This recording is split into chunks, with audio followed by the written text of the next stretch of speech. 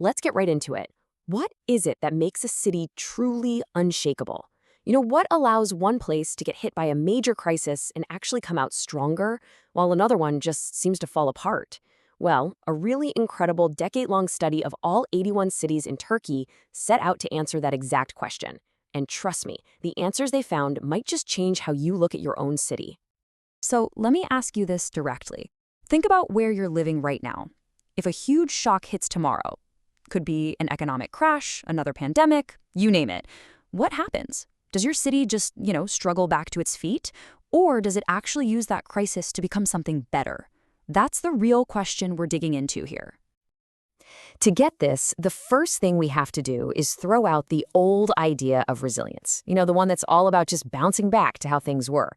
The modern thinking is way more ambitious than that.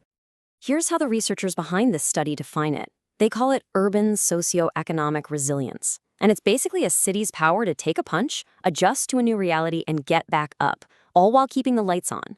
We're talking about making sure people still have jobs, basic services are running, and the community doesn't fracture. It's about holding it all together when things get tough. This quote from the research just nails it. The goal isn't restoring what you had before. It's about bouncing forward. The crisis itself becomes the catalyst for real fundamental change. It's an opportunity to build a system that's way better and way stronger than the one that existed before the shock. So how does a city actually pull that off? Well, the research breaks it down into 3 key abilities. First, you've got absorptive capacity. That's just being tough enough to take that initial hit without collapsing. Then there's adaptive capacity. This is about being flexible, making adjustments, and figuring out how to operate under new, strange conditions. And finally, you have the real game changer, transformative capacity. This is when a city looks around and says, you know what, the old way of doing things is broken, and has the vision to build something completely new. Now, this all sounds great as an idea, right? But the researchers had a massive challenge on their hands. How on earth do you measure something this abstract? How do you take this concept of resilience and turn it into a cold, hard number so you can actually rank every single city in a country? And just so you know where this is all coming from, the source for this whole explainer is a very detailed academic study. It was published in the international journal Cities. So what we're talking about here isn't just theory, it's grounded in some serious, data-heavy research. And get a load of the sheer scale of this thing. They didn't just cherry-pick a few big cities, no. They analyzed all 81 provinces in Turkey over a full decade. They tracked 37 different metrics, everything from economic output to social health, using official data from places like the Turkish Statistical Institute. I mean, this is a seriously massive data set. So to make sense of all that information, they basically grouped those 37 indicators into 2 core pillars of resilience. They had 20 social indicators, think education levels, access to healthcare, stuff like that. And then they had 17 economic indicators, things like employment and business growth.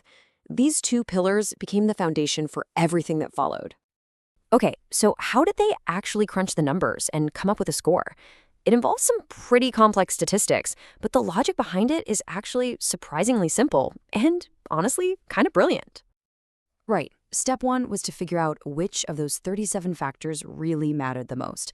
Because let's be real, not all data points are created equal. They needed an objective way to decide which ones told the most important story. To do this, they used a really clever statistical method. And the core idea is this. The method automatically gives more importance, more weight, to the factors that showed the biggest differences between cities. Here's the perfect way to think about it. Imagine you're a judge on a talent show. You're going to judge the contestants on their dancing, right? Because some are incredible and some can barely stand up. There are huge differences, so it's a useful way to tell them apart. You're not going to judge them on their eye color, because pretty much everyone has similar eye colors. It doesn't tell you anything useful. The data itself shows you what's important. So, once they knew what factors mattered most, the second step was pretty straightforward. They created a profile for a hypothetical perfect city, an ideal city that scored the absolute best on every single important indicator. And then they just measured how closely each real city matched up to that perfect ideal. The closer the match, the higher the resilience score. It's as simple as that. All right, so after all that, a decade of data, a powerful analysis, what did they actually find? What is the secret sauce that separates the truly strong cities from the vulnerable ones? This is where it gets really, really interesting. The most shocking discovery was this massive shift that happened over the decade they studied. Back in 2013, social factors like education and health made up about 42% of a city's resilience score. But by 2022, that had plummeted to just 27%. And at the same time, the importance of economic factors just exploded, going from 58% all the way up to almost 73%. So what does that actually mean? It means that over the past decade, the key to a city's strength shifted. It became less about the social safety nets and way, way more about its economic and entrepreneurial firepower. In our volatile modern world, it seems a city's economic dynamism is what truly separates the ones that thrive from the ones that just get by.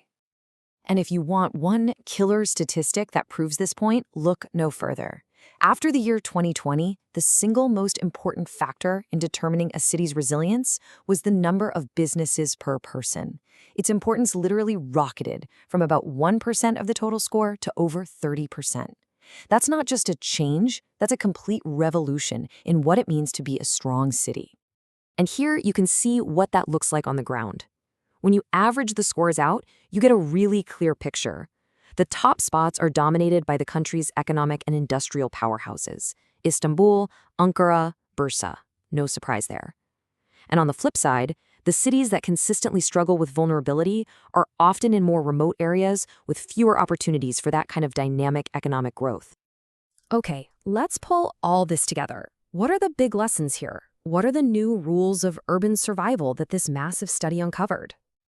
It really boils down to four main takeaways. Number one, entrepreneurship is absolutely critical. A high density of businesses is like a city's immune system. Two, innovation matters. Big time. The ability to create new patents and designs is a direct signal of a city's power to adapt. Three, economic factors are now the dominant force. And four, stability is key. The best cities are the ones that perform well consistently, year after year. And I really want to emphasize this. This isn't just a story about Turkey. This study is like a window into a massive global shift. The takeaway for all of us is that the cities that are going to win the 21st century aren't just the biggest or the oldest. They're the ones that can innovate, create, and pivot their economies at incredible speed. And that brings us right back to the beginning and to your hometown. When you look at your city through this new lens, what do you see? Is it a place that's buzzing with new ideas and new businesses? Does it have the ability to reinvent itself? Or is it stuck in the past? In other words, is your city built for the last century or is it ready for the next one?